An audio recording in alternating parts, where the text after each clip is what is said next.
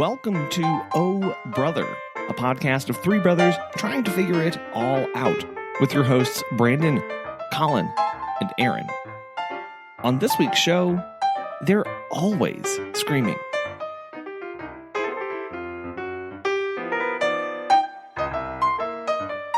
Hello. Hello. Hi. Sorry, trying to click all the buttons. Haha. No, So, the buttons to click. yes.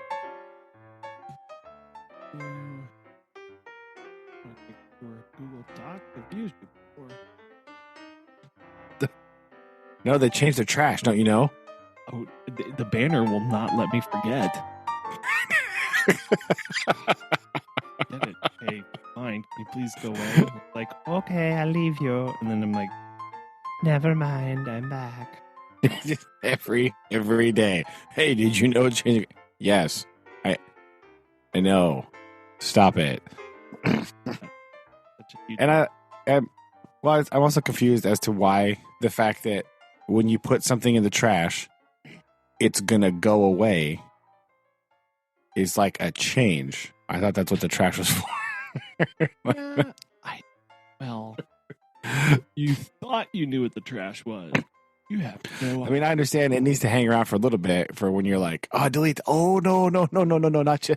Not, just kidding, not that one. Oopsies. Right. That makes sense. For sure. But like, you know, it's like it's surprised that it's going to go away. Like, yes, I know. That's why.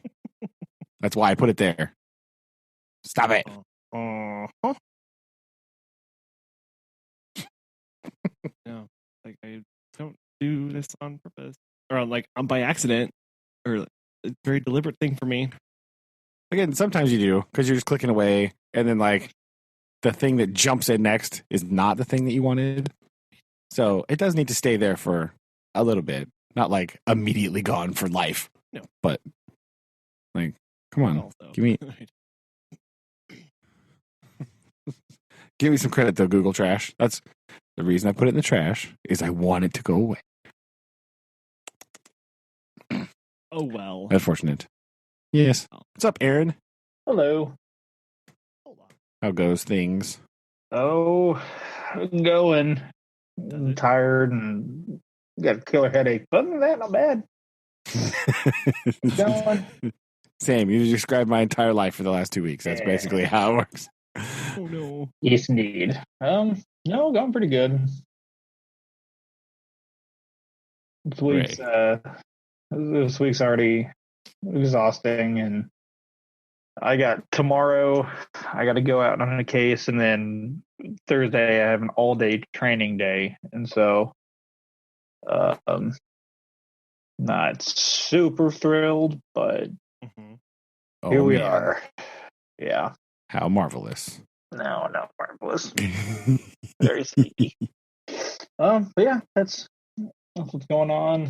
Kind of had a long day talking with some people and a lot of typing, and then got done, went and got some dinner, and came back and chilled, and then took some nighttime. What's it called? It's ibuprofen, and I was like, "Oh man, it's kicking in now." So when Aaron starts snoring on Mike, it'd be you know why. So, we'll just carry on. It'll be all right. but yeah, other than that, not too bad. Oh yeah, I feel that. That's like I was talking to my friend at work today, and we were both just like, I'm really over this right now. I need Thanksgiving break like right now. Like I can't function anymore with all this stuff happening. I just can't deal with it. Stop. Make it go away. Oh no. It's just like, it's very mentally taxing because I have to get there at 7:30 in the morning. Mm-hmm. Right. And basically from the time I enter the building, there is children in my room. Yeah. right? They have to eat breakfast in the classroom because we're not supposed to go to the cafeteria and stuff. And so they're there in the morning. And then I have them all for class. And then we have to eat lunch in the classroom. They never go away. They're always right there. They're always feet away. It's not like bad, you know what I mean? But it's just like mentally extremely exhausting just to be like all day, every waking second in my room with people. It is interesting how somebody's standing in your physical space very taxing on mentally. Like, for me, somebody could just be like standing in the corner of a room. But if I have an expectation that they're not there, but they're standing there, I can't focus on anything else. Oh, well, you should try it with a room full of sixth graders and just like scream at everything. Because I have some that are just like, they can't, I have no idea why, but they just always are shouting all the time. Like, their natural voice level is just like yelling. You're like, why? Stop. The person you're talking to is one desk away from you. Why are you screaming at them? Yeah. That's the mentally draining part. It's just that. Always. Would be very... But it's all right. We're almost there. And so it's also that weird time where it's like, okay, I've got 3 days this week, and then I got 2 days next. Okay, so that's a weird time frame I gotta deal with. Like, what do I like? Tomorrow I got pretty much. Yeah, this week I've got filled up real good. I've got everything kind of planned out, and then like, what do I do for those 2 days? Like, well, in science we can just kind of like do science stuff. We can just kind of go for it, you know. But like,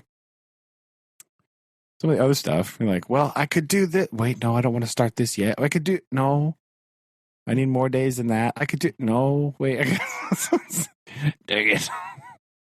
So, got to see what'll fit in my history schedule with right there. That's where I'm at. It's like, what fits? What goes here? I don't know. It's a mystery. So, it's the other annoying thing. Plus, surprise, it was mid-quarter progress report time. Someone told me today, like, oh, hey, you got to put out your progress reports. And I was like, what? I'm like, what?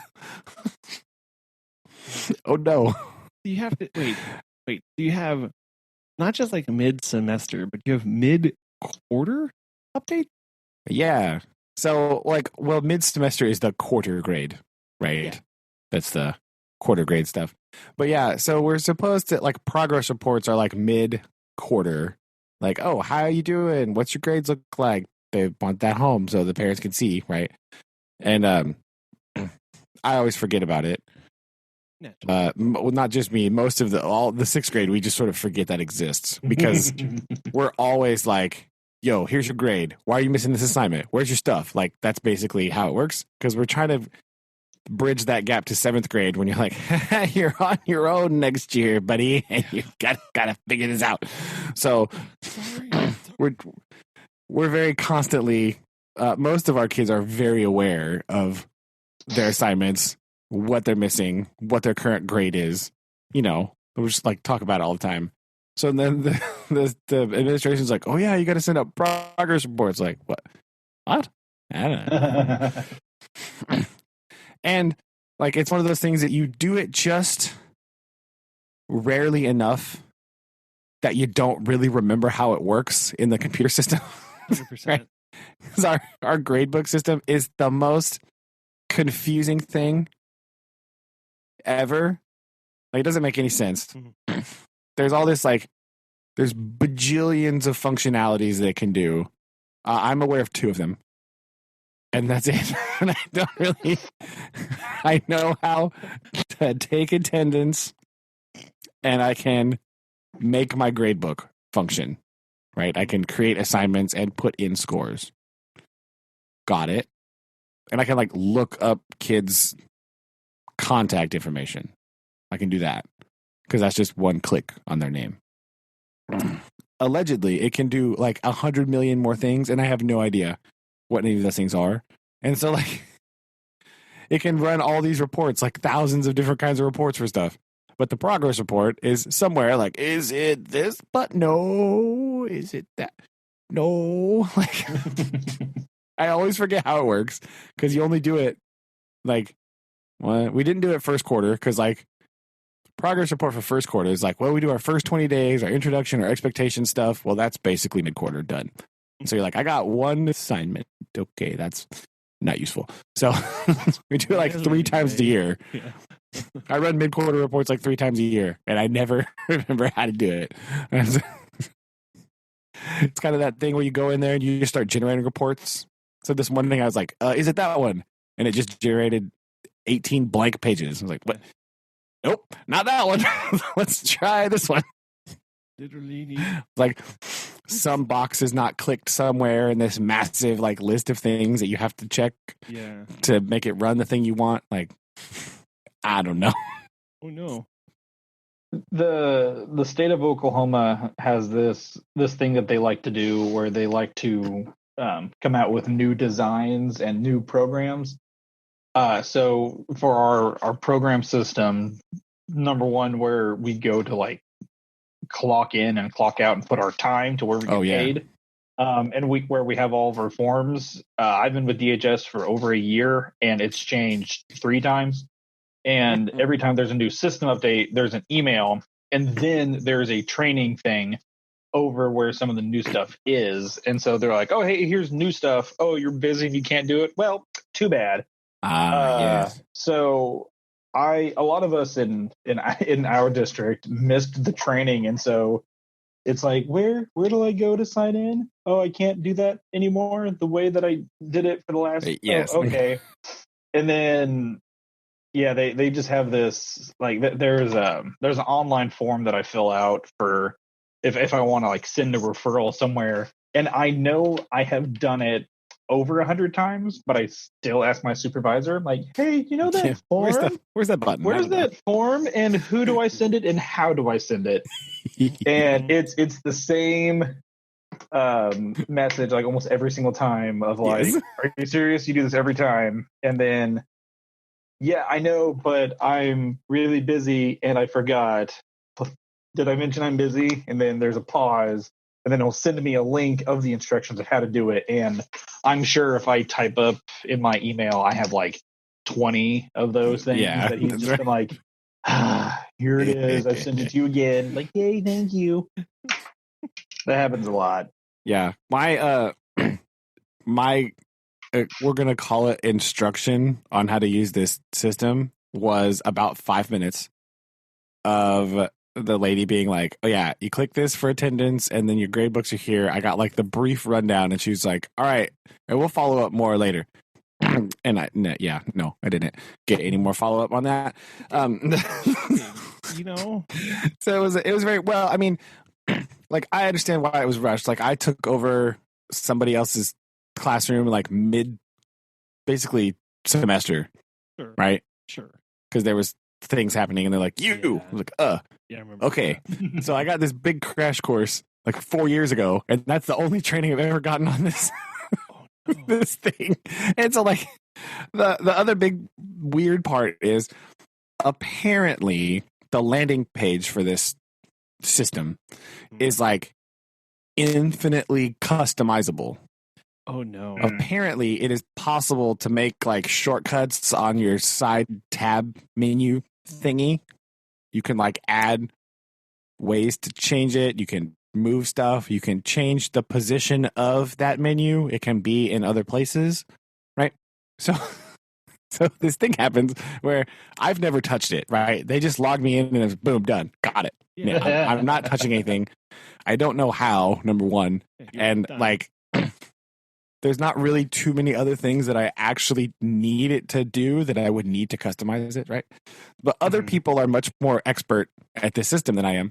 So when they come to help me, there's about a 5-minute period of them going, oh, this is weird because mine doesn't look like this. And like, yeah, I know. I don't know why, but I can't change it. I have no idea. That's why I'm here talking to you. Yeah, there'll be this whole big thing. Like, well, do you have this button? No, I don't, because they've added it to like some sort of shortcut menu thing where you can like get there, and I have to go the long way around through the sub menus, and I don't know how to make it not do that. And so it's always like, well, do you have this button? No. What about this drop down menu? Also, no. Where did you get that? I don't know where it came from. So yeah, I just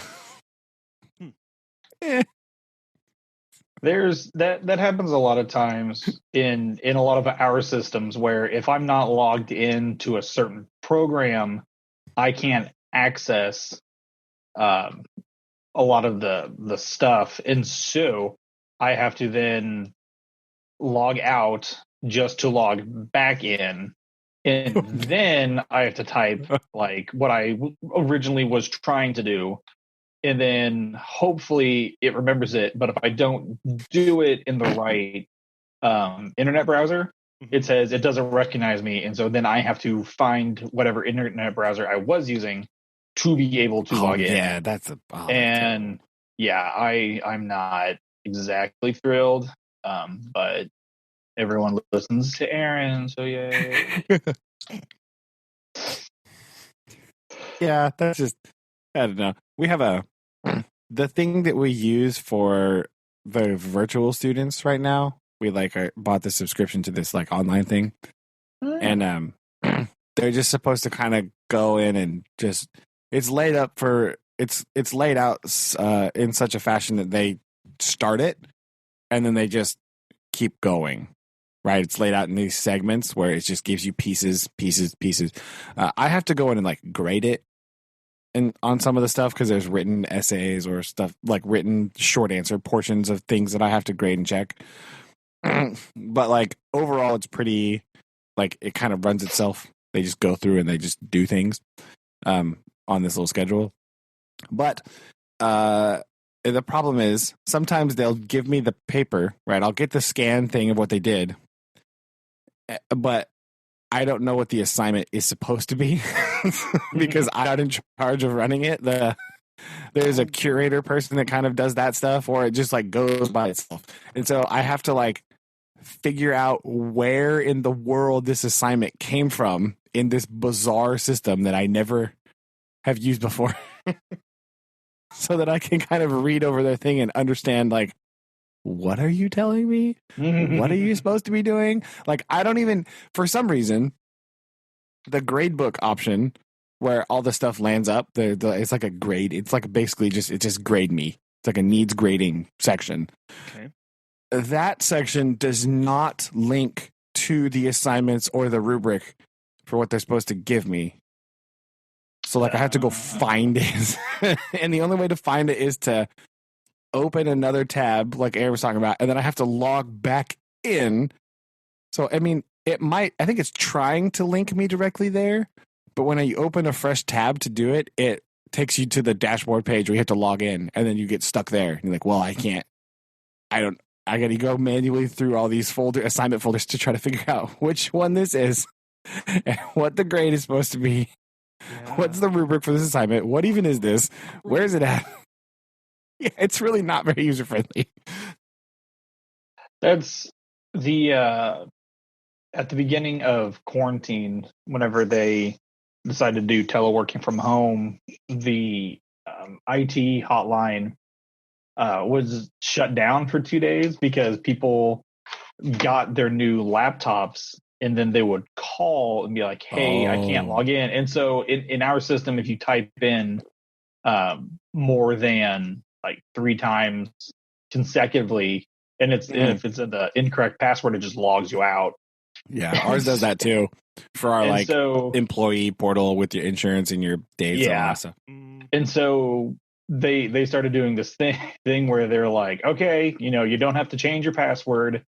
There's no point, so don't have to worry about it, because I've called them like 3 days in a row, like, hey, my password's not working. Hey, my password's not working. And then they're like, all right, you know what? Screw it.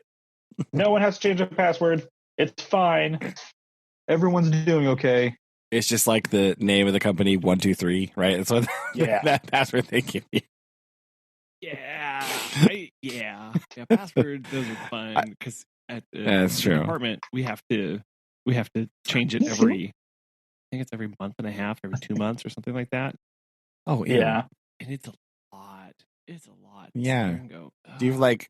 Well, yeah. Especially if it's like 3 times, you're just like, which one is it? This? No. Is it that? No. Is it that? No. Oh, no. I already said So it I've again. just taken to doing set intervals, numbers at the end that increase. Oh yeah.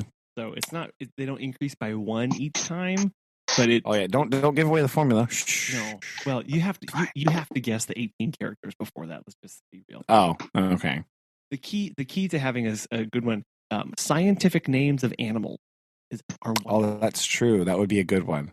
I love that. So that is really good. Egyptian king names. Boom. There you go. See? 37 letters.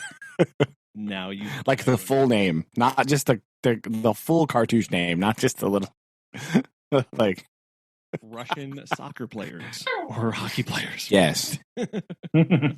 Exactly. I was going to say something else, but I forgot. Oh, right. I don't know if I've mentioned this other little fun side detail about the computer system that we've got for our virtual students. Stop me if you've heard this before. It does not match my curriculum at all. I think you mentioned that at one time, and that was because you had mentioned it whenever you guys were learning about it, and you had no idea how to like match up the progress of the students and like, how to deal with students that like left or came back or anything like that. Yeah. And again, the other frustrating thing is like if we have so far avoided, we knock on some wood here, taking a extended like wellness break where you have to go online and stuff like that. Well, they're like, oh, use this thing for your kids in your class. I mean, it doesn't match at all because the state of Missouri says, okay, they have their like science standards broken down into 6, 8. Boom. That's it. There's a big list of them. Like, in 6th through 8th grade, do these things. That's what it says. And so the school then decides how to space those out and divide them into which grade does which ones. I see. Yeah, right. Yeah. So like we have picked like, I'm going to do these ones. And then the 7th and 8th grade science teacher is going to do those. And we've kind of scaffolded it. Yes. Just scaffold it accordingly. Right. Mm-hmm. To how it should go. Right. With some. So this one here, and then the next year we're going to add these to it to build up, and then, you know, a wee bit of spiraling. Science likes to spiral. So like you do it this year, then like, you know, skip a year, the next year it comes back again, but it's like more detailed things, you know. Yeah. So we've kind of made that out that way. And then this thing's like, no, it's like this. So almost all of the stuff in mine is stuff that she teaches in 7th grade. Because it's technically on the list, but I don't do it. Oh, Yeah. Oh. what kind of guidance do you have for that, or do you? I guess None. What do you mean? Which? From the school on like how to handle that different. Oh, I had no guidance. I had, well, just go with it. Like, okay, cool. So Google Classroom it is. There we go. Perfect. There you go. Yeah. Because I already do that anyway. Yeah. That's where I live my life. That's what we did today. It makes things like turning in papers easier. Because like today we read from the book, but I just sent them a blank paper in Google Classroom. Like, put your answers on this. Done. That way you don't lose it. It doesn't go away. You don't be like, oh, I turned it in. Like, no, don't lie to me. I sent you the thing. Haha. I can see. Some of them are just ridiculous, and they'll just like delete it. And I'm like, well, now you have 0. So You redo it and show me the thing because I'm giving you a 0 because you deleted the thing I gave you. Okay, that was ridiculous. Get out of here. Ugh.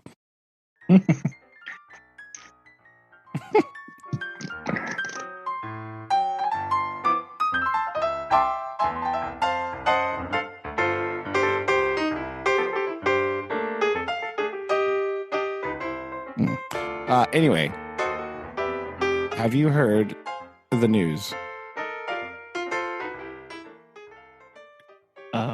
There are lots of things. I'm waiting. Yes. Well, this is good news. Oh, good news. Good news. No, none of that bad news nonsense. That's all you hear all the time. Okay, I read mere hours ago that the trailer for the next episode of the Grand Tour comes out tomorrow. Oh. Yes. Bam. Finally. Something to look forward to. So excited. That's tell you. I mean, I'm excited, but except for the fact that I've been like waiting forever for like a 2-hour show, and then be like, dang it, now it's over. What? Why? Yeah, it's crazy because the last one came out in what was it? Last fall at this point, so it's been almost a full year. I think so. Since the last one came out. Yeah. Which I have gone back and rewatched. So we'll see. That one. It was called Seaman. I rewatched that one. Yes. Probably about 7 times. That was a good one. Oh, I definitely not. I might have watched it twice more. Oh. I didn't watch it 7 times. It's not bad. No. And I was going to watch this weekend, but I forgot because I was too exhausted. The James May's cooking show came out too. Oh yeah, that was our watch that one. challenge. Watch James May cooking show. Yeah, I was too exhausted this weekend. I could not function at all.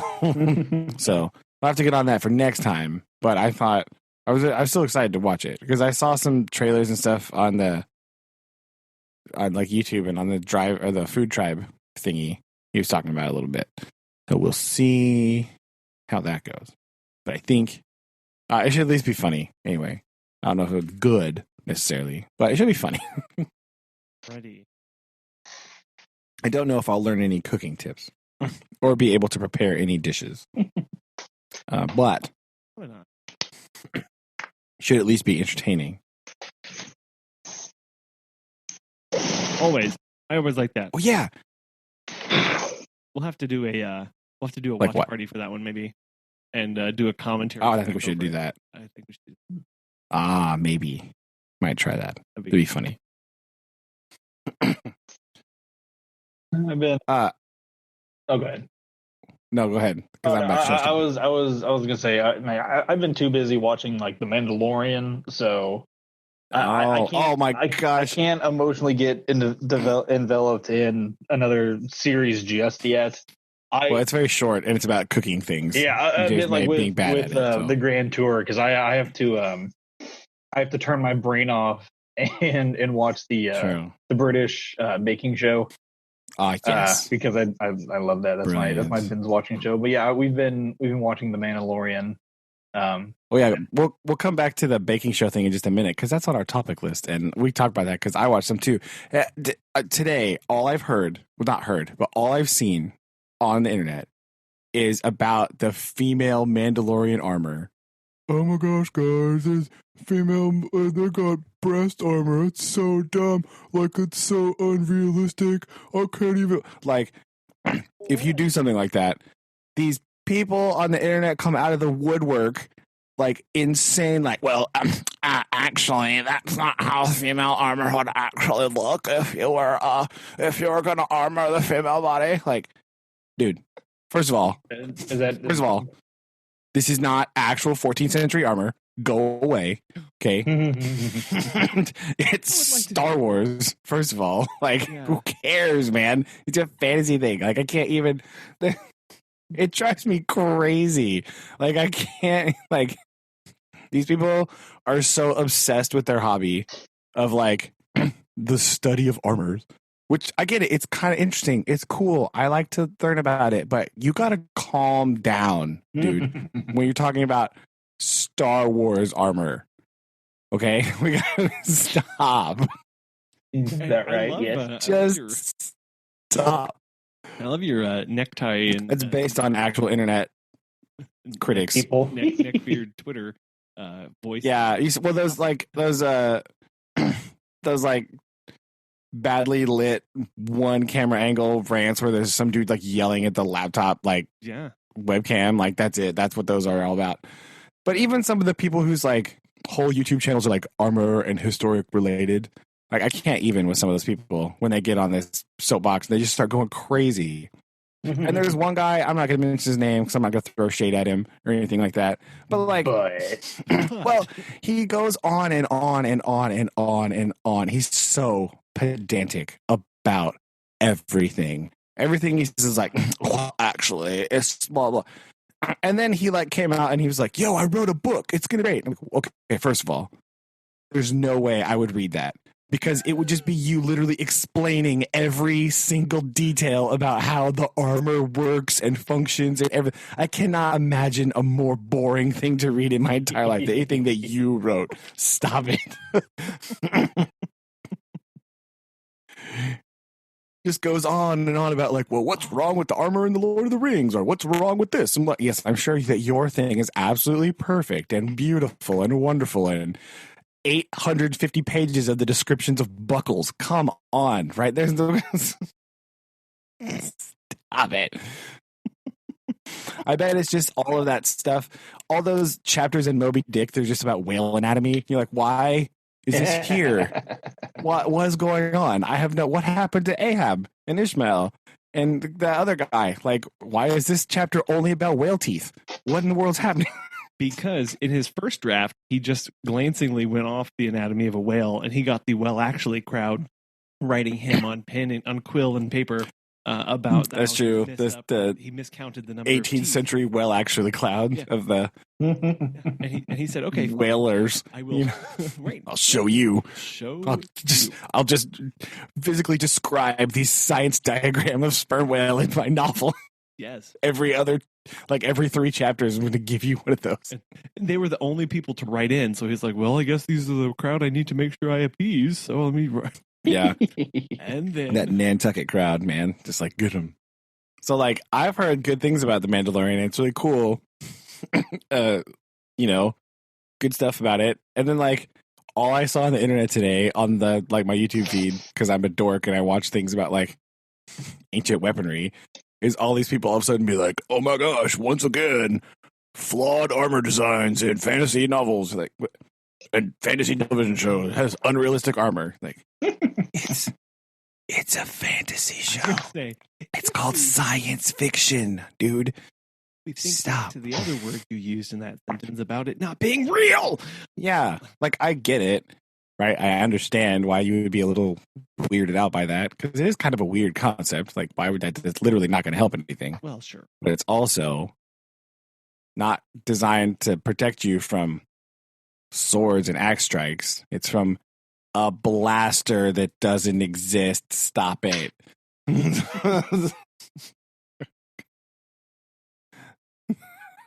I don't understand. But what I was going to say. Are you impressed with WWE Women's Champion Sasha Banks' appearance in The Mandalorian? Was really what I wanted to ask you. I'm also nerding out. It's kind of one of those shows where the first time in a long time where like all of my nerdiness from all of the animated series, books, and all that stuff actually, coming to life.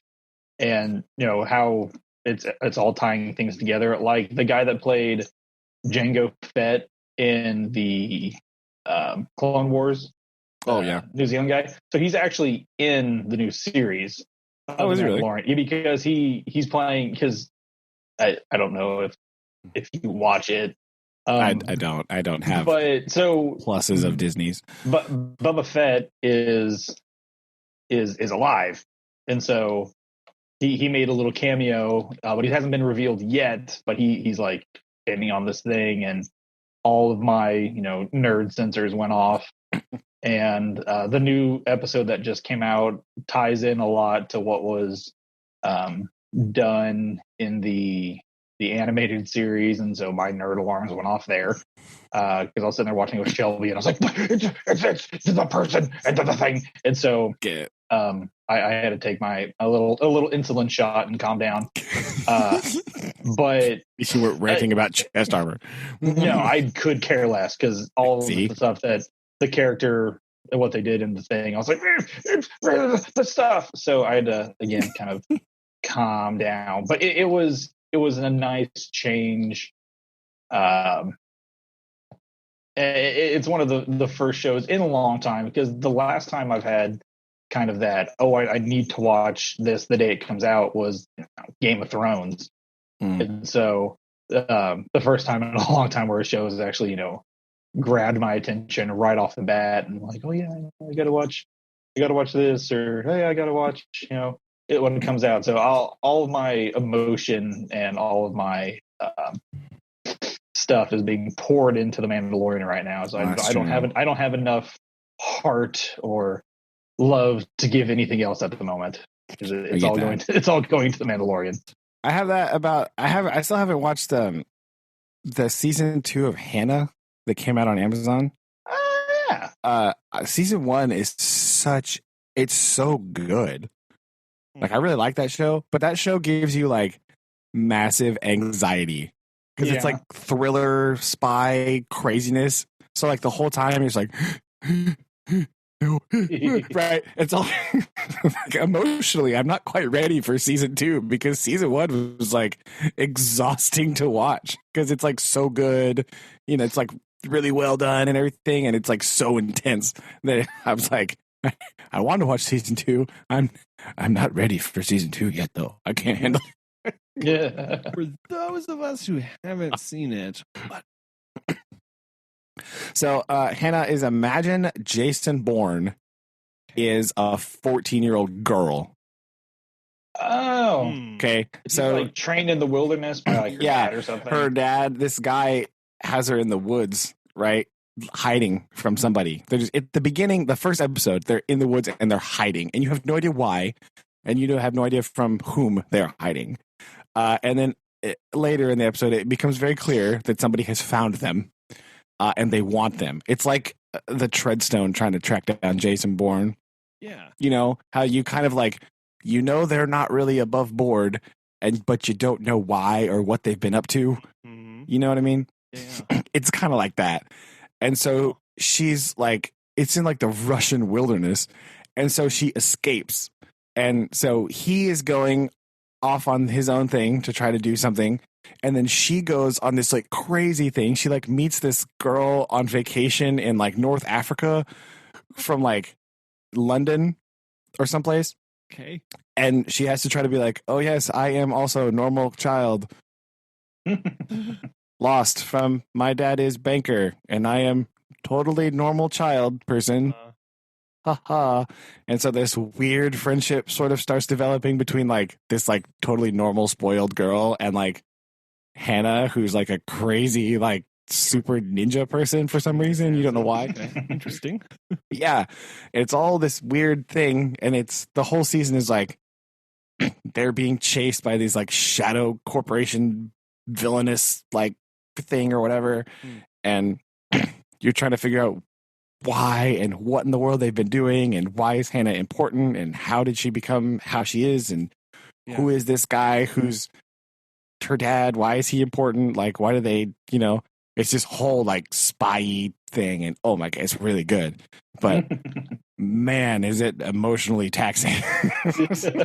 Sounds like it. Okay. It's really good though. I really like it. I was going to add, but yeah, I was going to add that the only controversy I had heard from The Mandalorian, I have not watched it yet, is that there was a considerable crowd that is made massively upset by the fact that Baby Yoda keeps trying to eat the egg. He's I don't he even know is what that means. he is slightly not on purpose trying to commit some form of genocide, but it's not. He's fine. Everyone's fine. Many people. It's I have no idea what those words mean. I know. All I know is, well, the only two headlines I saw for today was literally Sasha Banks is on there, and that's just because I look at wrestling news a lot because we watch wrestling together with Shayna, right? It's our family bonding time. And then the world is upset about female Mandalorian armor being a thing. Okay. I don't know about the world. A small corner of the internet is upset loudly about female Mandalorian armor being a thing. Which is, I just, again, in this ridiculous, well, actually culture. I know, it's so weird. Like, I We'll can't never understand that. Can't we all? Like, I understand trying to make a historical documentary about 14th century France, and you put in like 16th century, like, or late 15th century Gothic fluted armor. That doesn't make sense. That's a weird, like, why is that happening? That's like, you know, that is not correct. Yeah. But like, if you want to make space armor a thing, I don't care because it's space armor, man. Come on. Nobody. Yeah. You're not gonna. Yeah, whatever. I mean, there's an argument to be made that you're like, I guess somehow objectifying female form by like making the armor like explicitly female, maybe. But like also on the flip side of that, there is the argument to be made of they're all wearing armor and masks. In order to delineate they are female, you might need to do something, right? Like, yeah, it's not a bad so like thing. I don't. And again, as you mentioned earlier, we're not trying to deflect spears and arrows, and we don't need to design that kind of thing. So yeah, and it's not like it's like female armor in an RPG where it's like a metal bikini thing, right? Yeah. It's not like that, like grossly objectifying. Like what even? Why? What even is happening right here?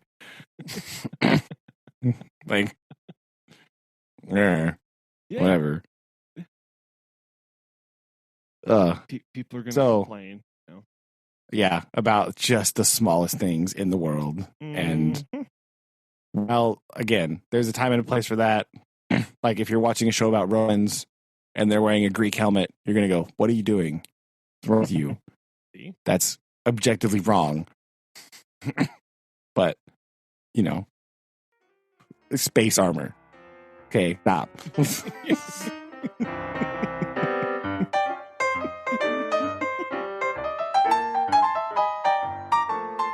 Which is why it's important to turn your brain to the baking show. Aaron, I want to hear about your baking show choice. Yeah. So mine is the was it the Great British Bake Off? Something like that. Yeah. Yeah. And so let's see here. Where are you? Yeah, the Great British Baking Show. I just love it. Just because it's like it's one of those shows where there's never like, you know, any major drama. It's just literally British people baking, and like that's it. Like that's all you need. That's all you need in life. It's just, you know, everyone's on like the same page. Everyone's, you know, all, you know, cheering for everybody else and all this stuff. It's just fun. I like the hosts, although I can't exactly remember names. They're in a bunch of other British like comedy shows and sketches, and it's just something that's just really fun to just turn my brain off and like, oh, that's like a French, you know, Bellyon or something. Like it's like, oh, I didn't know that existed. Wow, kind of ordeal. So it's just, I can turn my brain off. I can put it on the background and let the let my brain just turn off for a little bit and have at it. It's just again. There's not. I hate shows like that just have drama for drama.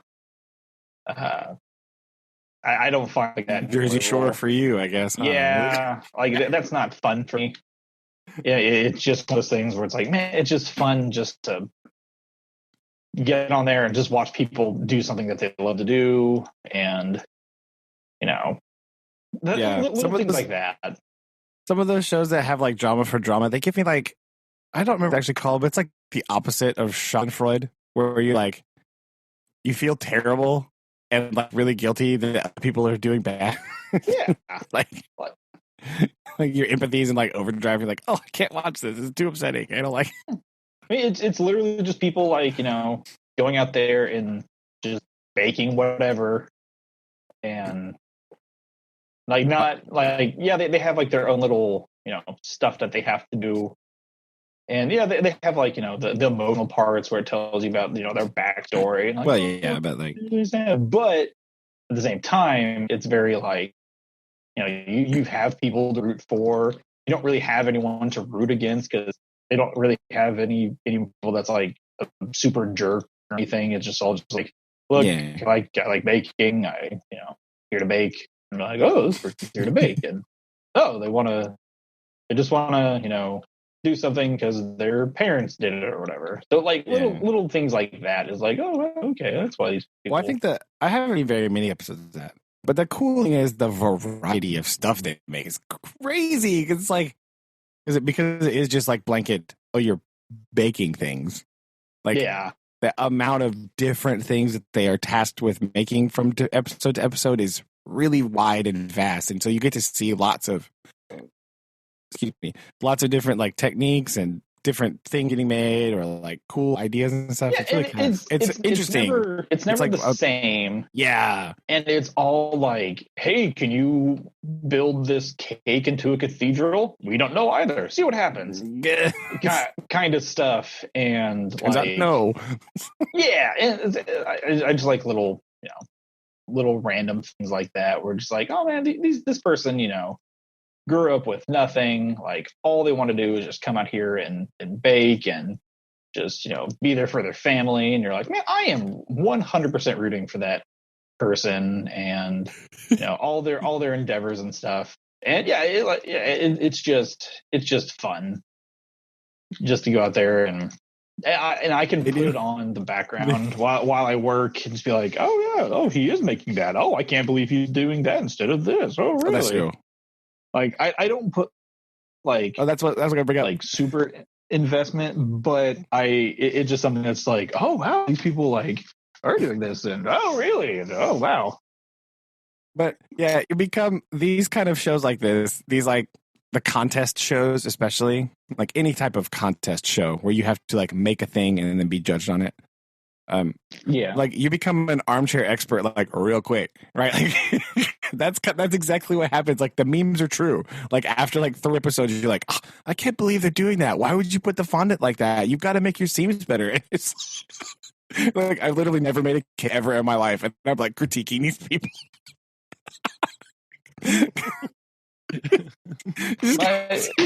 my friend and it's the silliest thing ever. Gerald and Isha, if you're listening to this, she's the one that got me like hooked on the show, and Isha loves baking, and it was always just kind of funny to watch her be like, well, I wouldn't have made it like that. Have you ever made that before? No, but I still wouldn't have made it like that. And then it's like, my cooking experience is not like anything special. Granted, I use my microwave a few times, and in my old apartment I never turned on my oven, but it's just like, oh well, that's the design you made. Oh, a ladybug, really? I mean, I wouldn't have done that, but the speed at which you become an armchair expert, it's fascinating. Yes. Right? Because I do it too. You're like, oh my gosh, you're using that ingredient? Why would you do like, I really have no idea what I'm talking about. But these are things I say out loud to my wife after watching. Let me be perfectly clear. I know nothing. I have no idea what's going on right now, but I have an opinion about it. Or like when they say a certain hors d'oeuvre or something. It's like, oh, this is a great thing from blah blah blah. Like, I've never heard of that before, and you have to like Google search before they make it. Like, whoa, hold on, I gotta. Yeah, it's one of those shows where I love that aspect of it. Yeah, but like 12 episodes later, you're all of a sudden like, I can't believe you're pairing those two things together. I would never. That's just so cliche. I don't know why you would do that. Like, you go from literally never heard of it before to being like an expert on how it's prepared and what other things that you can pair it to. Or when they say it's like, oh, this is a little. This is a little hard, and she's soft. I'm like, you're right. It should be softer. Exactly. Yes, the thing that I have no idea what it is. I concur with you, sir, and I definitely wouldn't have made it that tacky. It's like, oh, you use that different kind of sauce. I mean, it's risky, but it's so untraditional of you. I don't know what that means. That's exactly what I get into.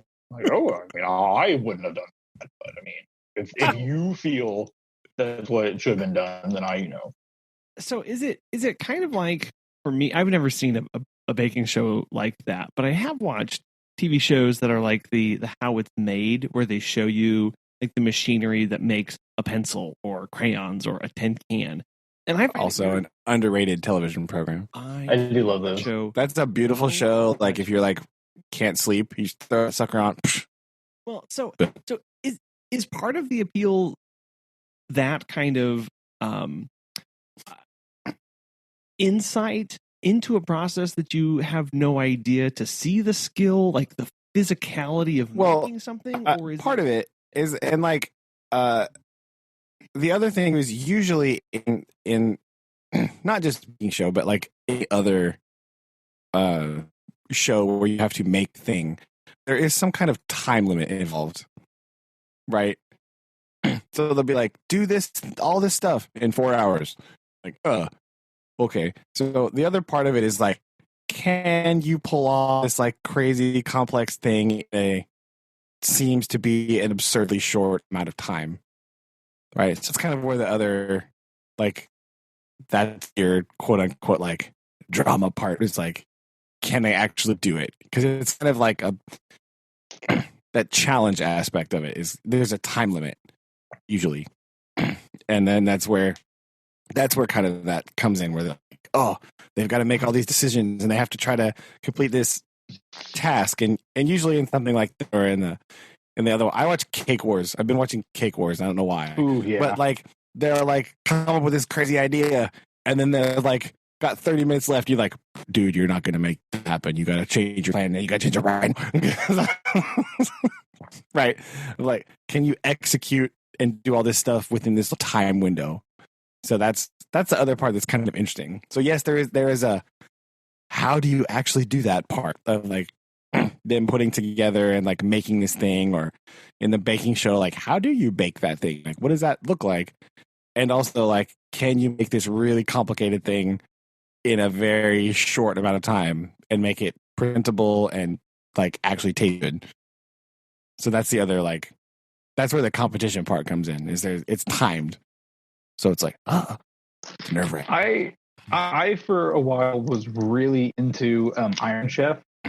Oh yeah. Like I don't know if it was just the atmosphere or what, but I was like, oh, I mean, you have to make 3 courses in 5 hours. I'm like, oh, I don't know. I mean, can you do it?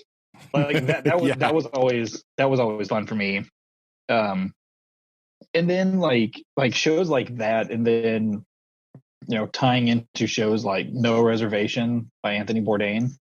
That was another show that I could binge watch, either be a traveling show or a cooking show that I can just like, oh, you're eating lamb's tongue. I mean, I don't know if I could in that situation, but I bet I could eat that. Like, yeah, that doesn't look too bad. Like in the moment of sitting in the safety of my couch, right, kind of thing. It's like, oh, I mean, a pig's tail. I don't know. I mean, I bet I could eat that. But yeah, like shows like that to me are just no I could just go in, just I don't need a plot. I don't need, they have to make this at this amount of time. Perfect. I'm going to watch them get it done and, take it from there. Like things like that are kind of the shows that I enjoy watching on, any given basis, really. Fun callback. The old host of Iron Chef America, that Mark Dacascos guy. Yeah. You know who that is? That is definitely the same guy that played Manny in Brotherhood of the Wolf. Boom. Ah! Bet you didn't know that. That is weird. Okay. It does. I would not been expecting that, but seeing his face or picturing his face, yeah, I could definitely be like, oh, that is him. I'll be dang. Yep, so good. So once again, listeners, watch Brotherhood of the Wolf. Anyway, we're just gonna also have like do to a whole movie review of this. We're just gonna have to do it. Okay, I'm down. I watched that some, like those where they have to do that, like those like super intense like cooking shows, or just kind of like, like I watch them sometimes, but I can't like, every once in a while it's fine. But we've been watching Cake Wars mostly because like there's certain night of the week where there's not really things on television, and like to like eat supper and watch TV like together and do our family time or whatever. But it was just on one time of random channel I was surfing. It was like, let's watch this, and it was like, what is this happening? Why? So it's that same kind of thing, that like competition deal, but they make these crazy themed cake things, right? They have some sort of theme for the episode. Like one time it was like a celebration of like Where's Waldo. They had to make these like big giant Where's Waldo cake, or like yeah, it was crazy. Or like one was like Ninja Turtles theme because they were gonna take it and they were gonna take the cake to like a Ninja Turtles premiere party for the new animated series, whatever. Like one does, yeah, like you do. And so there are these people that are bakers and they want to compete on it. They come up here, they can win money, and then they do all this stuff. But the stuff that they make is so unbelievable. like, why do you have a 4-foot tall cake that's like insanely detailed and has like the life story of Waldo on it, and then you actually have like all the characters like laying around? Well, and so that the competition is usually like, here's the theme. Yeah. Who executes the theme the best? Yeah. Right. So it's 2 parts. Like, does your cake work and taste good? And did you make like a crazy visually interesting cake about whatever the theme is? And that's where the judging part comes in. So it's a 2-stage thing. But it's always like, it seems like it always comes down to like, oh, this person, they said they really liked their cake and it's like super delicious, but their theme is just kind of so-so. And this person's cake was just like pretty average, but their theme is like amazing. So who's it gonna be? Right? It's that's the almost always that's the last 2 people. Mm-hmm. Almost always that's how it works. What was there's a TV show that was like Sandcastle Wars, where their whole thing was, building some sort of sandcastle. Yeah. Yes, I do remember that. What? Yeah. That's also a thing. I remember that. They always had some form of sandcastle competition. Mm-hmm. And you'd get on there and like, oh, you have to build whatever in this amount of time. I'm like, okay, and they're like, oh, I don't know if I can build my tower in that time. I was like, I feel confident. Always something that was true. like that. The other one that we watch a lot of times too is that Forged in Fire show, where it's like blacksmithing contest show. It's like, make a knife, 2 hours, go. You're like, what? And those people are always fascinating because they're like somebody who's been forging things like in the woods or in their garage, in their little, in the suburbs. and Yeah. just watching them go at it. Like, okay, that's fascinating. Mostly because I have no idea. The other thing is, like, some of those people on that show, side note here, is they really confuse me because they'll come on there and, you know, like almost every week, the first knife is like, oh, make a knife that's like between 12 and 14 inches long. Okay. Every week, every episode ever. Not everyone, but most of them. And there's some people that'll be like, yeah, man, it's going to be rough. I've never made a knife that big before. Like, what? You didn't like practice? You didn't like. Wait. What? I understand if you're like, oh, I've never made a 16th century rapier before. That makes sense to me. That's perfectly understandable for like the weird challenge weapon they pull out of nowhere. If you've never made a claymore, I get that. That's fair. But if you're a knife maker and you've never made like a bigger knife, what are you doing? Right? What is that?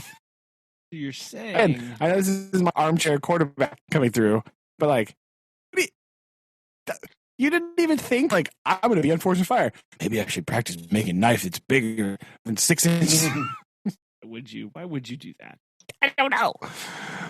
But the reason this is a handy comparison is because like the judges on like Forged in Fire are all very like complimentary, and they're like, we like these things, but the reason your blade didn't work because this is burning and this is dangerous and this doesn't work.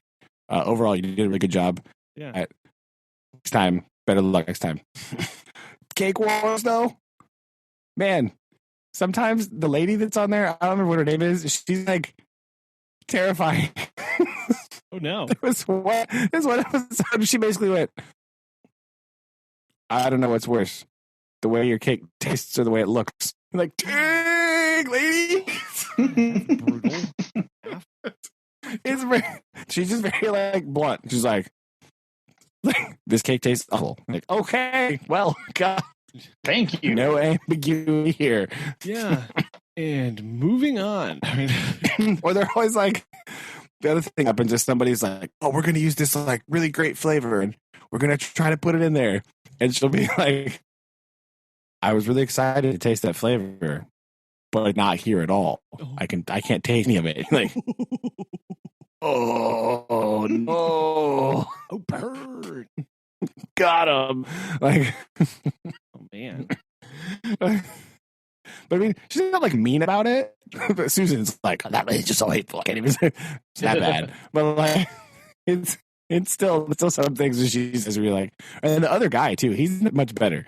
The one of the main guys that's on there, he'll always be like, you know, I appreciate what you were going for, but if you have any hesitation about being able to execute that idea, maybe don't do it. You're like, oh, okay.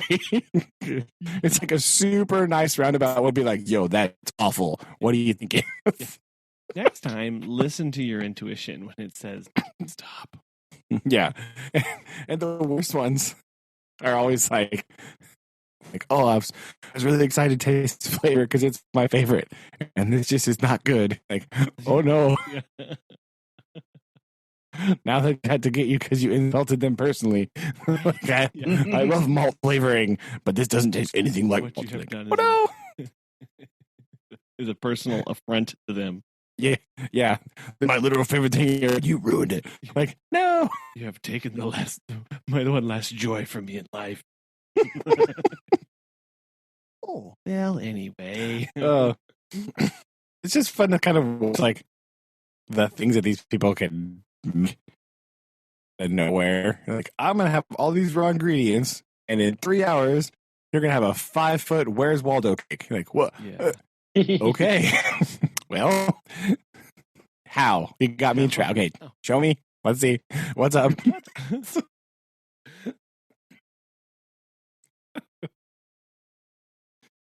But yeah, it's a fun thing to just sort of sit down and watch mindlessly, so you don't have to worry about drama or being terrified when you think Hannah's going to be killed or kidnapped or like. When you need that's just that mental break, right? Where the stakes are genuinely very, very low, there's still stakes, right? It keeps you interested. There are still stakes. Sometimes those cakes fall, right? They're like, oh my gosh, I don't know if it's sturdy enough. And they get on the judge's stand and like slowly, every once in a while, one just starts tipping over. You're like, no. Yeah, the answer was no. It was not sturdy enough. Yes. Is this cake? No, not even a little bit. Yeah. So, Colin, you're gonna have to watch a baking show. That's really what it boils down to. Yeah, You have to find something. So we've got one. So we already have one challenge. Watch the James. Well, okay, my baking show is going to be James May. There you go. I say it's true. That's true. You have to watch James May cook things. We totally should watch that for next time. At least one episode and see. Okay. Not the whole thing, Aaron. You don't have to watch all of them. You could pick one. Yeah. Well, It comes out on Amazon. Is that what it is? Yeah, I think so. Yes, it's on Amazon Prime. Okay. Do you want to like figure out which one we want to watch, or we just all watch the one episode, or how? You want to watch like each person watch a different episode? Yeah. Or we can watch all of them, but at least take notes of one episode. What do you want to do? It would probably be better to watch not all the same one. Okay. Yeah. Right. So we can just we'll decide. We'll figure that out. Because I have no idea how many there even are. I don't even know. We'll discuss off. Okay, got it. We'll do.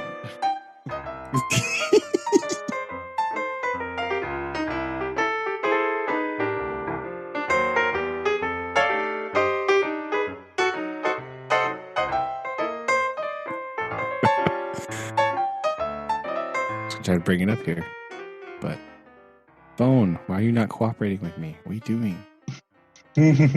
There we go. That's better. Here, see, there's Hannah. Pull it up. Hannah's just staring me in the face. Watch me do it. That's terrifying. I don't want that at all. I'm scared. I don't want to watch it. Yeah, I mean, I do, but also I'm afraid. I do, but also no. How's it gonna happen? Oh, it's 7. There's 7 episodes. Okay. So they are, in case you're curious, since I have it pulled up. Oh, they're also only 30 minutes long. 31 minutes. Excuse me. What's the they aren't, well, it's the show? Yeah. It's called James May Cook. Oh, Cook. Oh. Yes. Uh-huh. Haha, get it? Because it's James May and he's funny. The episodes are entitled as follows. Starting with, I'm just going to start it. I'm not going to read the numbers for all of them, but number 1, Asian Fusion. Okay. And then we have Pub Classics. Next up is Pasta. 4 would be Curry. And then Pudding, which I'm imagining is English pudding and not like Jello pudding, right? 6 is Breakfast. And 7 is just called Roast. So you can think about which one that you are most interested in. Okay.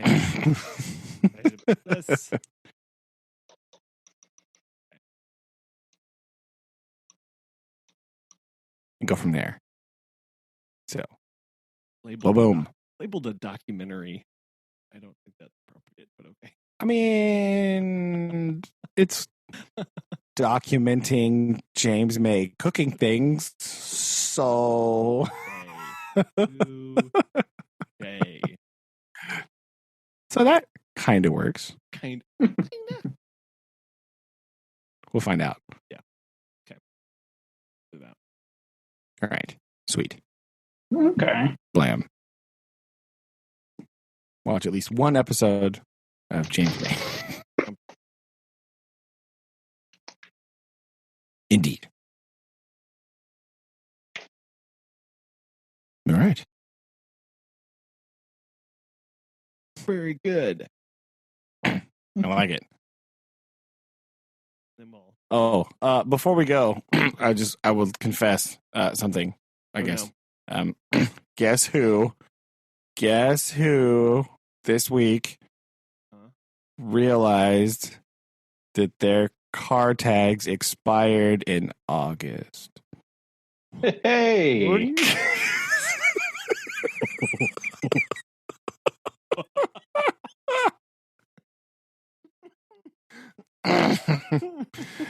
Listeners, this is being recorded this is November 17th. Whoopsie daisy. What was the I mean, you were down there replacing a light bulb around the bumper for a while. Yeah, but that was on Shayna's car. So did I tell you about that one, by the way? Oh my gosh, You said that they made the perfect design in every car. The perfect design, Chevrolet Malibu has come up with the perfect design of a front end of a car. In order to replace one headlight, you must remove the front bumper of the car. Oh my gosh. It took me 3 hours to do this. It was a team effort. I will say, whole family pitched in doing it. And I would just like to defend on international radio here. Hello, Slovenia. How's it going? I would like to defend the humble adjustable wrench because it gets a lot of flack from people, right? They're like, oh, it's not a real wrench. It's the same. Well, actually, it's not actually a real wrench. In order to do the job properly, you need a custom-sized wrench of the exact specifications of the bolt diameter. No. I removed basically the entire front end of a car with an adjustable wrench. and wrench. Yeah. Boom. And I had one socket because I could not get the bolt like up inside the wheel well. It needed a socket driver. So I found the socket driver later. We had to go buy a 10 millimeter socket because for some reason I did not have a 10 millimeter socket. The most common of all. And yeah, apparently the most common car socket size ever is 10 millimeter. There's a pro tip for you all out there. Yeah, I had to replace I took off almost the entire front end of a car with an adjustable wrench. So I'm here to defend the humble adjustable wrench as a valuable tool in the arsenal. And don't let any haters tell you the adjustable wrench are garbage because it saved my butt. Okay, so it saved me like $200 in mechanic fees. Yeah, but so anyway, that's what I think. The car thing this whole past 2 weeks has been atrocious. We had that. We had our thermostat went out in our car, so we went and got it replaced. And then like found out that it was leaking, so we had to take it back. Something had broken when they fixed it. But I think they broke it. So, like, straight up, the guy we take it to, he's like top-notch, straight-up good dude. He was just like, oh, yeah, I think we broke that. We're just going to fix it. Boom. Done. Nothing. Nope. Straight up. Fix the whole thing. Guy's amazing, right? His name's Jason. Great guy. So we did that. And then, like, over the weekend, had a flat tire. Like, ugh.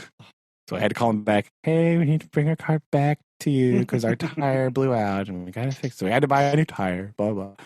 And then just like the other day, I don't know what happened, but I was carrying in groceries, right? And I went to close the trunk and it almost hit me in the head. And I was just looking straight at the license plate and went,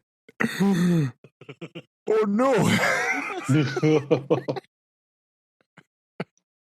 I had this, just my eye just looked directly at that little thing on the license plate that said August. And I was like, oh, it's November. Oh no.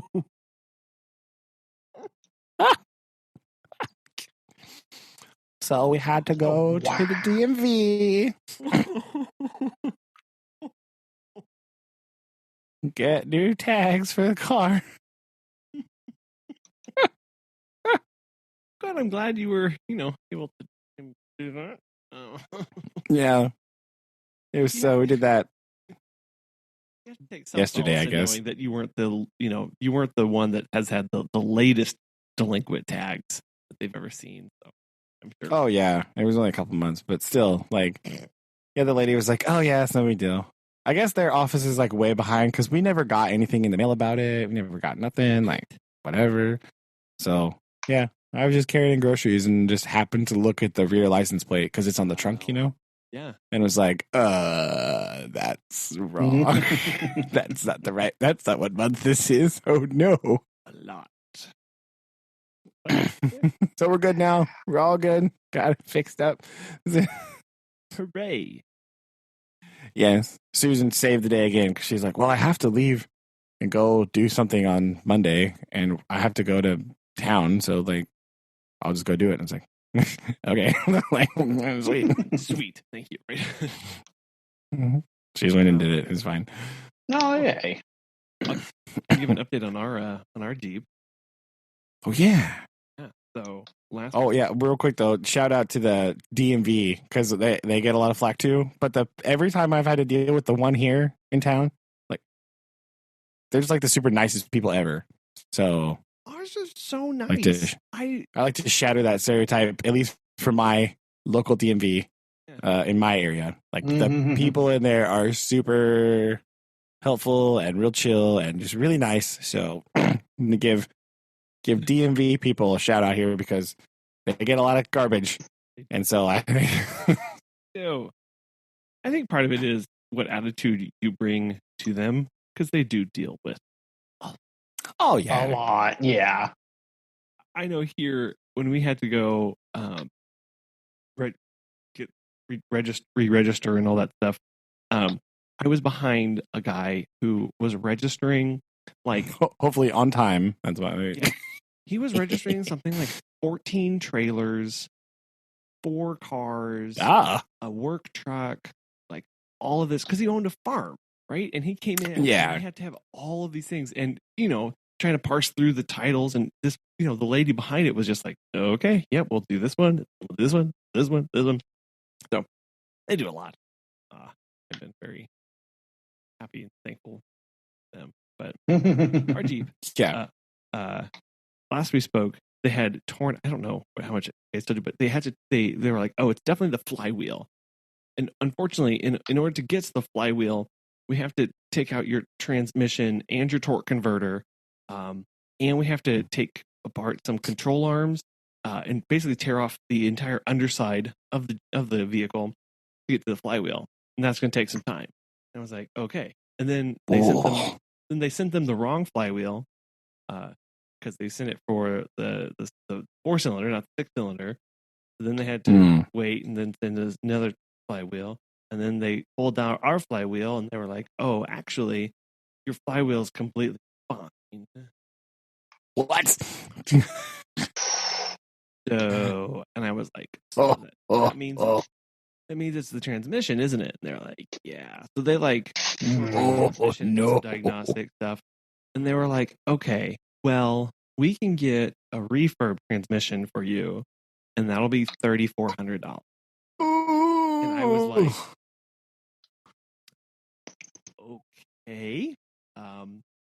I mean, you have my car in millions of pieces right now. If I wanted it from you, I would have to pay you at least $1,000 because that's what the labor is that they're in. Yeah, to put it back together. Yeah. So I was like, okay, order it. So they shipped off the old one and ordered transmission part like number 2 because they found out, this is very key to this entire story, that there are 3 different kind of transmissions that they put in Jeep Cherokees for your make and model. Of course, they ordered part number 2. The part supplier sent them number 3. They did not know that until they were trying to install it. Oh no! So then they were like, "You sent us the wrong part. We need actually part number 2." And this part supplier was like, "Okay, here's the thing: we don't have a refurbished part number 2. We're not going to have one." And they did this big search in the area. Here are our 2 options. Gosh. Here are our 2 options. If we want the car back by Thanksgiving, at which point they will have had it for 4 weeks. Oh. The transmission is $6,000. Oh. And that's in addition to the $1,000 worth of work that they've already done to tear it apart.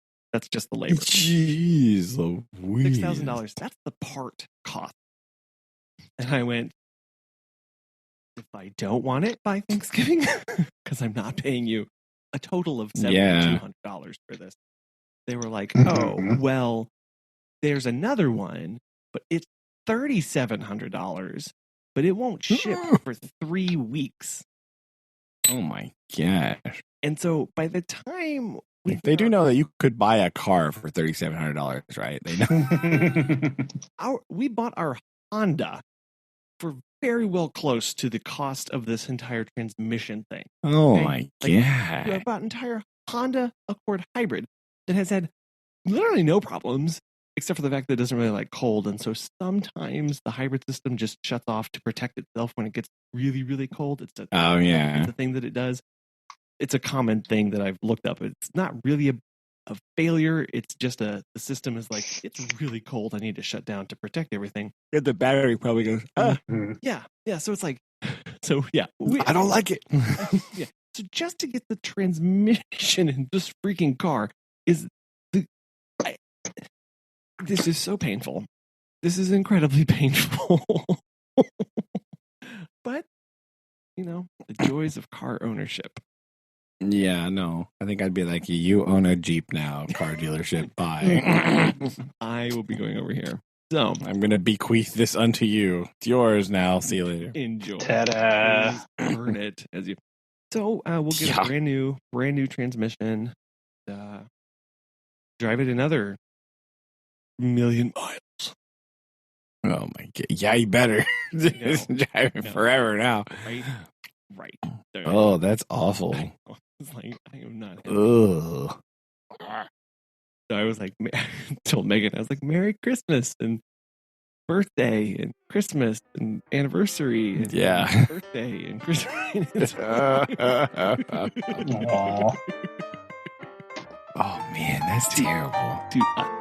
So, moral of the story there is, don't buy a Jeep. Yeah, buy a bike. Buy a bicycle. That's true. Or horse. Horses' transmissions don't just explode. They just. That's true. Anyway, we'll that bombshell. Back to the studio. Yes, indeed. Wait, I'm already here. I am in my studio. Boom. Coming from inside the studio. Yes.